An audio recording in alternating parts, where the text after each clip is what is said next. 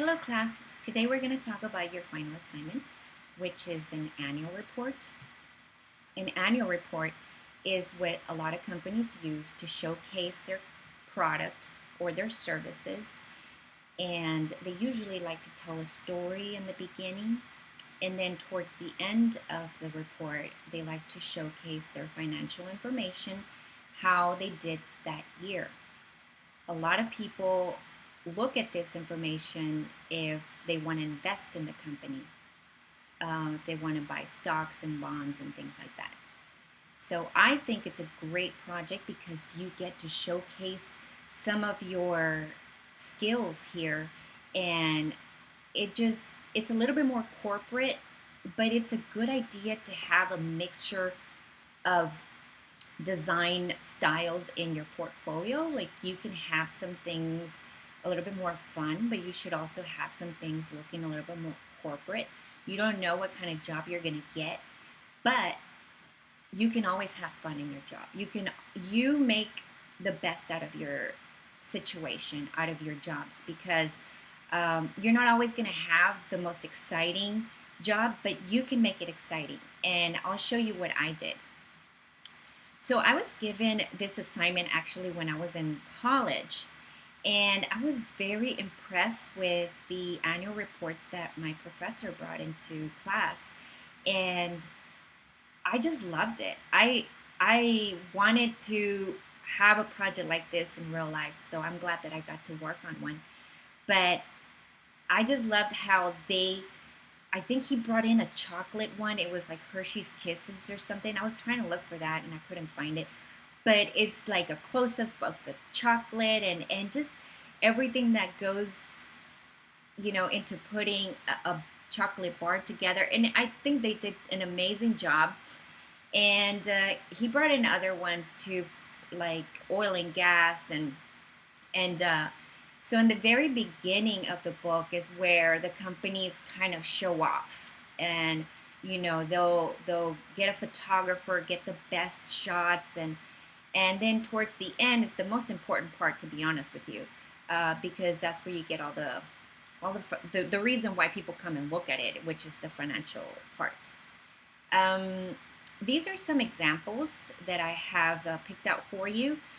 What I like about these that are very simple and the design is very clean.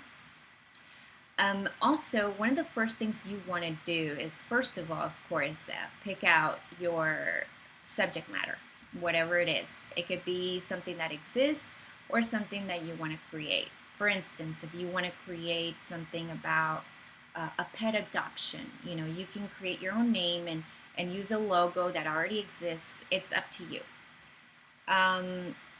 Just don't make it hard. Don't think about it too much. Don't make that part hard. Just pick something that you're gonna like.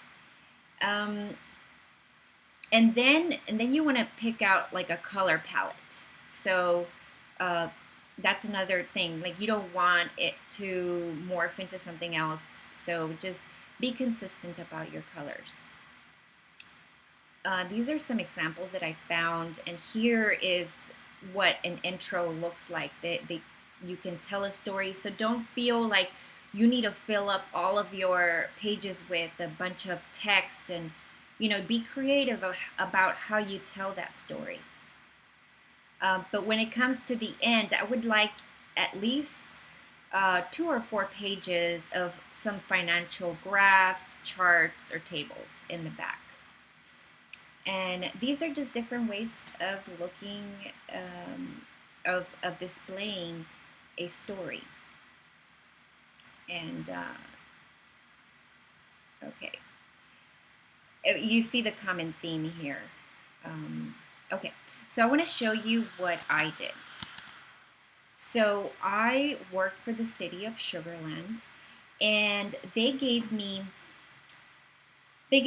a bunch of aerial shots, and they had this drone, or maybe back then it was probably just a helicopter, and they had spent a lot of money on this photography. And so I was excited, because I like designing, so I took it upon myself. I was like, I want to show off I want to do the best I can, because once they print this out, it was going to be printed on some nice paper, and I was going to keep a couple of them for my portfolio. So, um, so they gave me a lot of these, and I went with the theme of like doing some vertical. I just wanted to showcase as many shots that I could, so I went with this vertical theme throughout the whole design. Let me see. Oh yeah, so a friend of mine at work, because the graphic designer always gets this project every year, and so my friend was like, "Oh, I'm so sorry you're stuck with this," and I was like, "I've been wanting something like this. I'm so happy that they gave it to me." She felt sorry for me, but I love what I do, so I was good. And also, my boss right there at the city of Sugarland, she always loved what I did. So hardly had she hardly ever told me, "Oh no, I don't like what direction you're going." She always let me do what I wanted. She just trusted that I was the professional. So I was really happy that I didn't get a lot of pushback, because there are other jobs that I've had where, "Oh no, not like this, do it like that, and a little bit more to the left, a little bit more to the right, make the logo bigger." You know how it gets. Well, not here. My boss was pretty cool. Okay, so I got a lot of text, and that was hard because I want to put pictures and a lot of text. So one thing I do want you to do is, of course, have a table of contents, and also a message from the CEO. It looks really good that you have a table of contents and the message from the CEO. So try to have those two things. It'll make it look a lot more credible. They gave me a lot of text, a lot of numbers, but I didn't want to just hide them. I wanted to highlight them. So I'm a little nerd. So I went at the time, they had Barnes and Nobles. I mean, some are still open, but I used to go over there, and that's what I did. I just would go and get inspiration. Nowadays, I just look at Pinterest. But I just love typography. I love to make things stand out, easy to read. So that's what I did with a bunch of numbers that they gave me. So I try to overlay it with some of those aerial views that they gave me. And they gave me a lot of charts and graphs. So I had to fit them in there somehow and still manage to make it look exciting. So that's the theme that I went. Again, something like this in other jobs, they would be like, "No, that's hard to read," but they trusted me, and they allowed me to do certain things. I mean, there are some jobs where they won't let you do certain things. Like that's too much. But I try to make it as exciting as I can, given all the text that they gave me. But they had some pretty cool pictures, so I wanted to showcase all of that. I didn't want to put pictures behind it, text information, because that's your important information. You want your financial stuff to really stand out. You don't want to cause anything to make it hard to read. So these are just other layouts that I had. They wanted to showcase, of course, different branches of management and different departments of the city, how it works, and the culture and everything that goes into what they do in the city. And they also had their own television station. And so I didn't have the photos that I wanted for that. And I asked them, "Hey, let me take the camera." And I went around taking pictures. You gotta have fun with it. So I went around and I took the pictures that I wanted for the layouts that I wanted. So I didn't take this picture. This was an aerial view. And so this is the back end. This is all the information. No, but I did put some of those charts and graphs throughout. It wasn't just a bunch of pages in the back. But okay, so that's it. That's my annual report, and I want to show you how you can incorporate that in your design. So let's go to InDesign. So let's put in a picture here. Just by now you should know how to do that.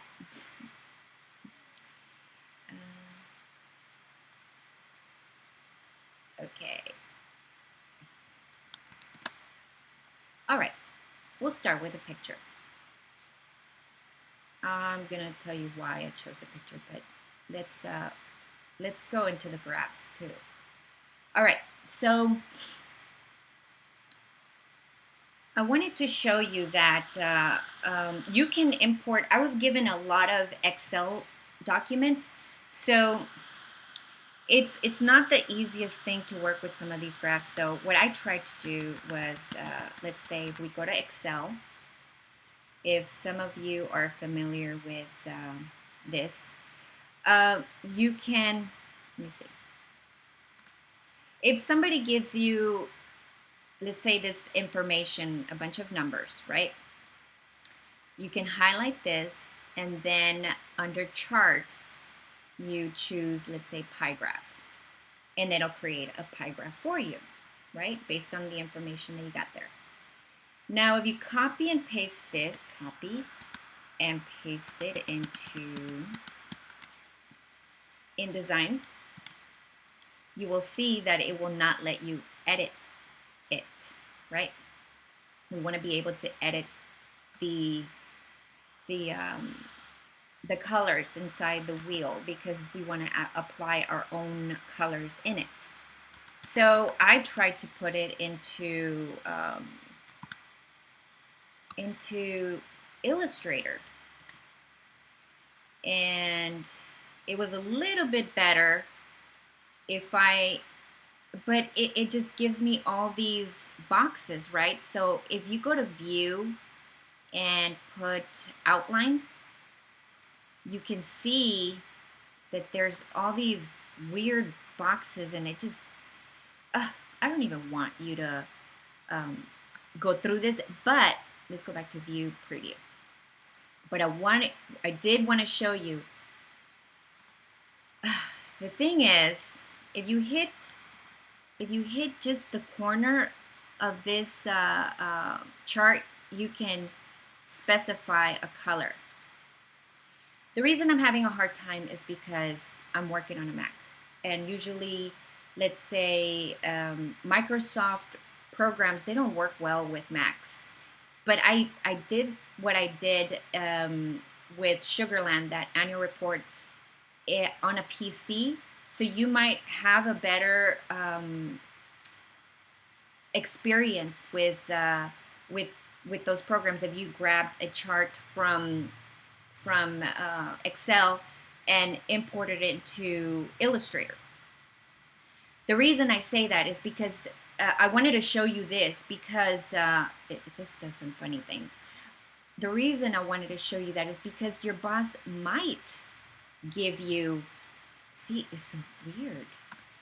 I just want to show you different methods, okay? So if you do work on something in the future, your boss might give you an Excel sheet. So it's important that you keep those numbers and make sure that the information is accurate. You never want to mess and fudge with numbers or the way things look. It has to be accurate, okay? So that's why I wanted to show you this. Now, if you're on a PC, you might have better luck, but let's say this is not, let's just say this is not working out for you. Oh my goodness, like you don't even want to bother. Well, you can manually do this. So if you don't, I was having a hard time also when I got to Illustrator. I couldn't find this graph tool. So if you're having a hard time with that, you can go to, I believe is under view. Let me see. or Windows. No, it has to be View.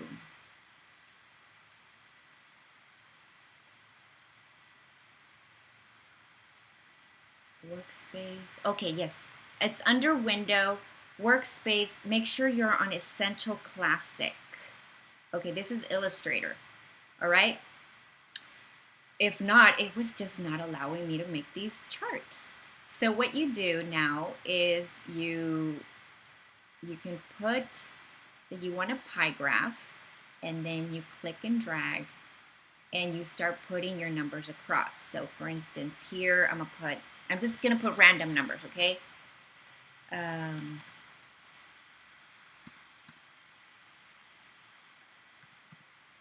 Okay, and then say save, and now I have a chart, okay? And I'll apply my color palette, whatever that is. I don't like that stroke, so let's do a different color. I don't like that stroke, so we'll delete that stroke. And these are too similar. Let's go with, whoop.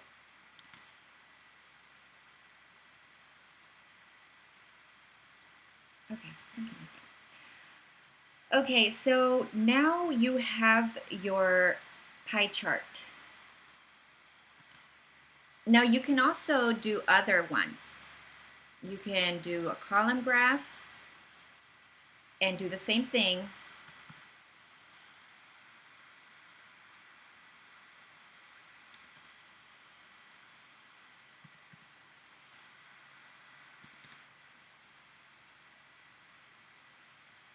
Okay, so you have that.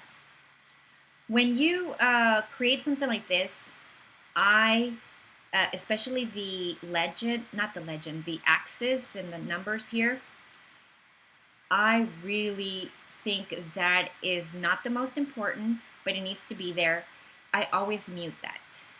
By muting, I mean I make that a lighter color, because what you want is to highlight this number, okay?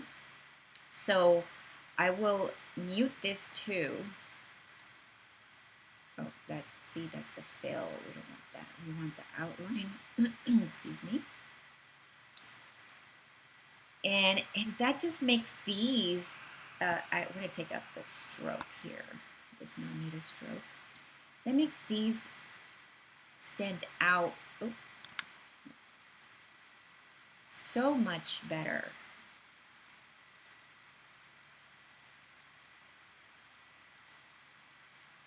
You know,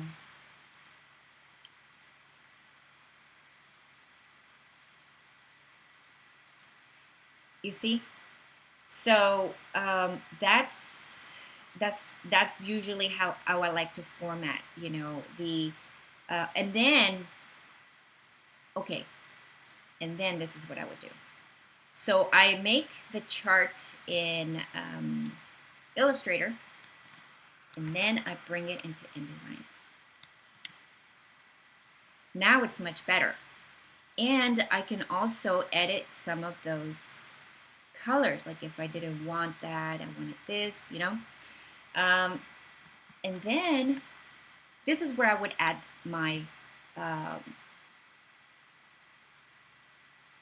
numbers. Let's say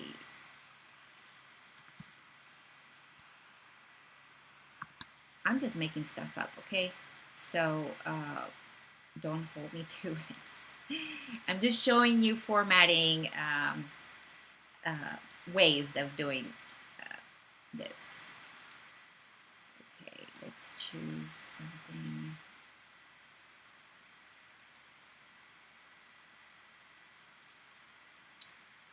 Let's make it bold, and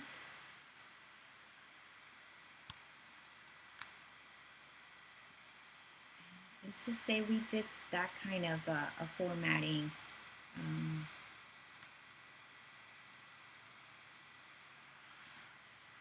you know, and did it like that, and then I mean, you would fix it, but it's starting to take a little bit, it looks a little bit more exciting that way. Okay, so so I would put all of my labels in InDesign. I create my graphs in Illustrator, and I'll bring my labels in InDesign. So I also like, for instance, if Excel did this and they put all the labels, it would have it all. Let me see. View. Sometimes. Oh yeah. They'll put all the labels, and it automatically does it for you. But I like it when you do it yourself, because this is just default, you know. So when you go to, so what I did, for instance, see, I put out those lines. I manually did those lines, and that way you read it much better. Okay, that way you have more control.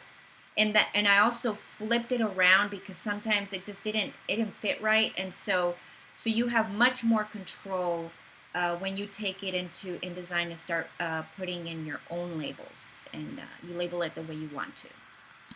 Okay.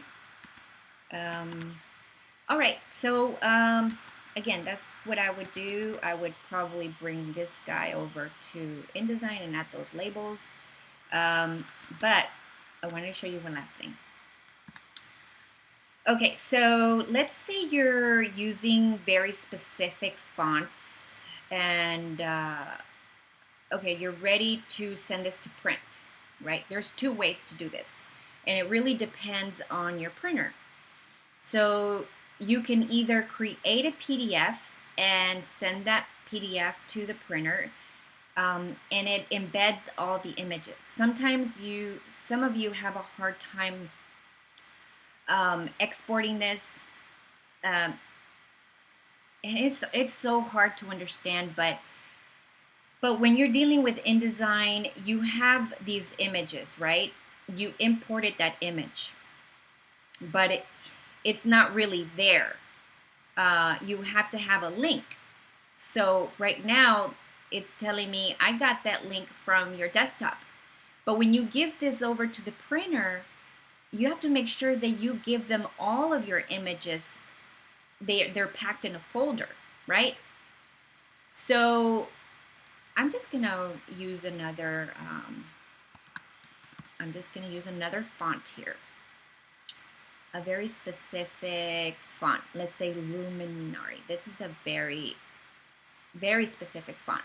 So if I'm using a specific font and I have certain images, and I just send my printer a file, just the InDesign file, they're gonna be missing the fonts, and they're gonna be missing the images.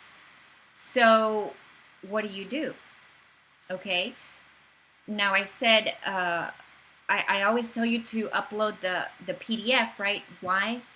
Because that way you have all your images in your fonts there, and sometimes you guys send an InDesign file and I don't have the images and I don't have the fonts. I know that's hard to understand, but here's where I'm getting. All right, so when you're done, you have like 12 pages, right? And you're ready to send this to the printer. Go to File and Package. Oh no, first I have to save this. I'm gonna save this. I'm going to save it to my desktop, and I'm just going to call it Annual Report. Okay. And I'm going to say File, Package, and say, again, click on Package. And the Annual Report folder on my desktop package. Okay. So what that's doing, I'll show you right now. So what that is doing is